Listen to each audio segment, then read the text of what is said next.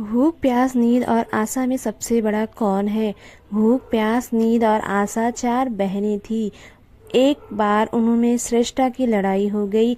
आपस में जब श्रेष्ठा का फैसला नहीं हो पाया तो लड़ाई झगड़ा वे एक राजा के पास पहुंची। राजा ने पूरा माजरा पूछा। सब वहां भी वही बातें करने लगी। मैं बड़ी तो मैं बड़ी। राजा ने सोचकर सबसे पहले भूख से पूछा, क्यों बहन, आखिर तुम कैसे बड़ी हो? भूख बोली, मैं इसलिए बड़ी हूँ क्योंकि मेरे कारण ही घर में चूल्हे जलते हैं, 5 पकवान बनते हैं और वे जब मुझे थाली में सजा कर देते हैं तब मैं खाती हूँ, नहीं तो खाऊं ही नहीं। राजा ने अपने कर्मचारियों से कहा, जाओ राज्य भर में मुदानी करा दो कि कोई अपने घर में चूल्हे न जलाए, 5 पकवान न बनाए, थाली न सजाए।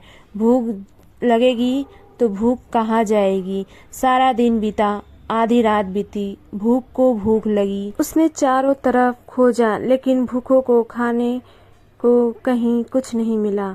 लाचार होकर वह एक घर में पड़े बासी रोटी के टुकड़े को खाने लगी। प्यास ने भूख को बासी रोटी खाते देखा तो दौड़ी दौड़ी राजा के पास पहुंची और बोली, भूख हार गई, उसने बासी रोटी के टुकड़े खाए हैं, देखिए बड़ी तो मैं ही हूँ। अब राजा ने उससे पूछा कि तुम कैसे बड़ी हो? प्यास बोली, मैं बड़ी हूँ, मेरे कारण ही लोग कुएं तालाब बनवाते हैं, बढ़िया बर्तनों में भर कर पानी रखते हैं और वे जब मुझे गिलास भर कर देते हैं तब मैं उसे पीती हूँ, नहीं तो मैं पी हूँ नहीं। राजा ने अपने सेवकों से कहा, मुदानी करा दो कि कोई भी अपने घर में पानी भरकर नहीं रखे, किसी को गिलास भरकर पानी न दे, कुएं तालाबों पर पहरे बिठा दो, प्यास को प्यास लगेगी तो देखे कहाँ जाती है।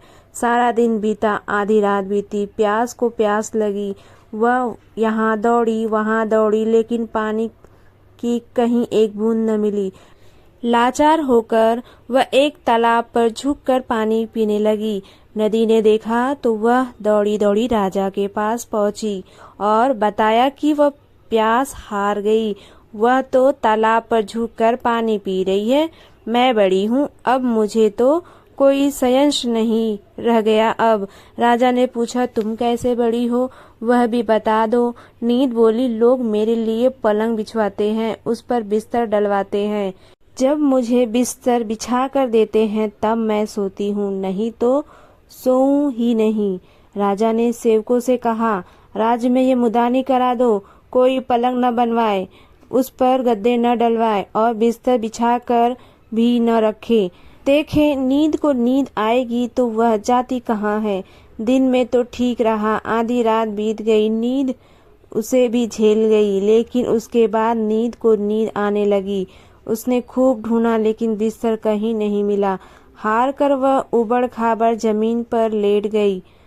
आशा ने राजा को खबर दी। उसने कहा, नींद भी हार गई, नम बिस्तर की बात कहने वाली उबड़ खाबड़ धरती पर सोई है। वास्तव में भूख प्यास और नींद तीनों में मैं बड़ी हूँ।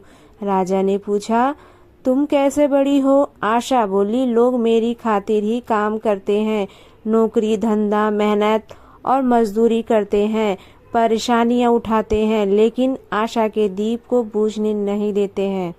राजा ने सेवकों से कहा, राज में मुदानी करा दो, कोई काम न करे, नौकरी न करे, मेहनत और मजदूरी न करे, आशा का दीप न जलाए।